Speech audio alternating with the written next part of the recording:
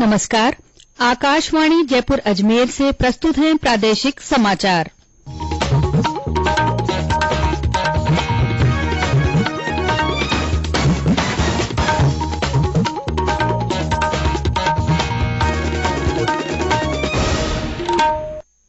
समाचारों के साथ मैं अल्पना राठौड़।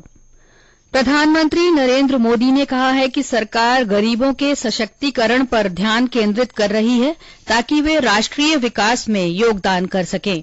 नई दिल्ली में कल इकोनॉमिक टाइम्स वैश्विक व्यापार सम्मेलन में श्री मोदी ने यह बात कही।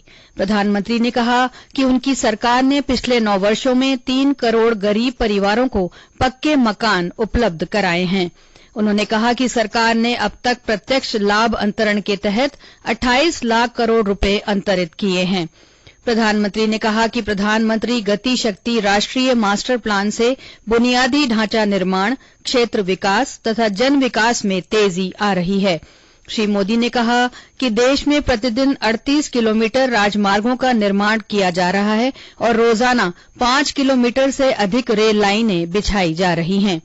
प्रधानमंत्री ने कहा कि 2014 में देश के 100 से अधिक जिले सबसे पिछड़े माने गए थे, जिन्हें सरकार ने आकांक्षी जिलों में परिवर्तित कर दिया है। वित्त मंत्री निर्मला सीतारमण की अध्यक्षता में वस्तु और सेवा कर जीएसटी परिषद की 49वीं बैठक नई दिल्ली में चल रही है। बैठक में अपीलीय ट्राइब्यूनल और इससे जुड़ी व्यवस्था स्थापित करने पर चर्चा की जा रही है ताकि पान मसाला और गुटखा कारोबार में कर चोरी को रोका जा सके।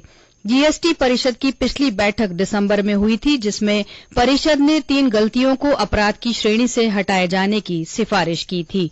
इनमें किसी अधिकारी को कर्तव्य निर्वहन से रोकना और ठोस सबूतों के साथ जानबूझकर छेड़छाड़ करने के मुद्दे शामिल थे। महाशिवरात्रि का पर्व आज श्रद्धा और उल्लास के साथ मनाया जा रहा है। शिव मंदिरों में सुबह से ही श्रद्धालुओं का तांता लगा हुआ है। हर हर महादेव और जय शिव शंभू के जयकारों के बीच भक्त भोले के दर्शन के लिए कतार लगाए हुए हैं। शिवालयों को रंग बिरंगी रोशनी और फूलों से सजाया गया है। छोटे बड़े शिव मंदिरों में शिव बारात निकाली जाएगी। बांसवाड़ा के दत्त मंदारेश्वर महादेव शिवालय में महाआरती का आयोजन हुआ।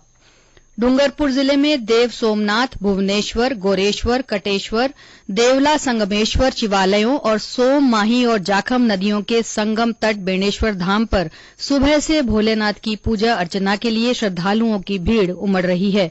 बूंदी के कमलेश्वर, राजेश्वर महादेव सहित कई शिवालयों में मेले आयोजित किए जा रहे हैं। प्रधानमंत्री नरेंद्र मोदी ने देशवासियों को महाशिवरात्रि की शुभकामनाएं दी हैं। राज्यपाल कलराज मिश्र, मुख्यमंत्री अशोक गहलोत और विधानसभा अध्यक्ष डॉ सीपी जोशी ने भी शिवरात्रि के महापर्व पर लोगों को शुभकामनाएं दी हैं।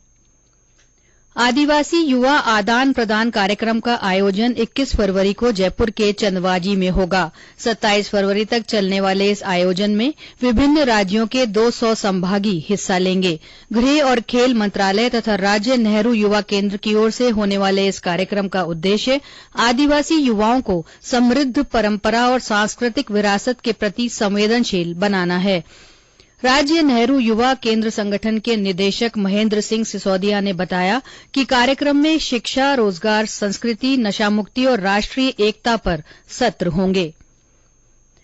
बीकानेर जिले के श्री कोलायत की रावनेरी ग्राम पंचायत में सहजन प्रसंस्करण यूनिट लगाई जाएगी।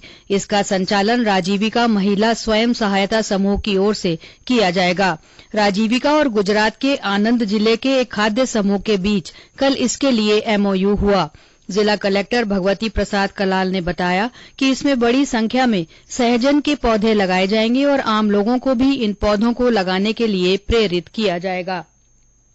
उन्होंने बताया कि जिले में स्वयं सहायता समूहों की लगभग 80,000 महिलाओं के आर्थिक सशक्तिकरण के लिए चरणबद्ध तरीके से काम किया जा रहा है।